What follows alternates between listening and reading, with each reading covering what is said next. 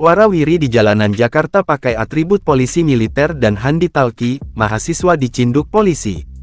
Beredar sebuah video yang memperlihatkan penangkapan pria beratribut polisi militer di media sosial Instagram. Dalam unggahan video dari akun @wargajakpus, terlihat pria tersebut ditangkap ketika masih mengenakan atribut militer. Pria itu bahkan mengenakan ban lengan PM, kacamata hitam, dan juga membawa Handi Talki, HT. Melansir laman kompas.tv, pria bernama Stanley Ricordias itu mengaku bahwa alasannya menggunakan atribut militer tersebut lantaran ingin terlihat gagah seperti anggota TNI. Namun, Stanley menyampaikan bahwa ia tidak pernah ikut seleksi ataupun masuk TNI.